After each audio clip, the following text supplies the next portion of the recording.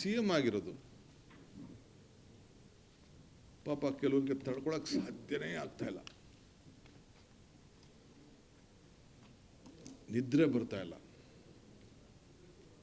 ಈ ರಾಜ್ಯದ ಅಭಿವೃದ್ಧಿ, ಜನ ತೋರಿಸಿರೋಂಥ ಪ್ರೀತಿ ಸಹಿಸಕ್ಕಾಗ್ತಾ ಇಲ್ಲ.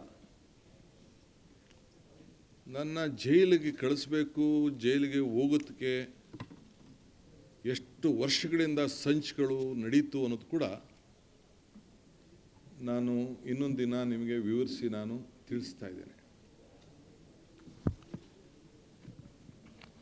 ಈಗೂ ಕೂಡ ಮಾಧ್ಯಮದಲ್ಲಿ ನಾನು ನೋಡ್ತಾ ಇದ್ದೆ, ಇವತ್ತು DKC ಜೈಲಿಗೆ ಹೋಗುವ ದಿನ ಬಂದೇ ಬರ್ತದೆ ಅಂಥೇಳಿ ನಮ್ಮ ಕುಮಾರಣ್ಣವರು, HDK ಅಂದರೆ ಕುಮಾರಣ್ಣವರು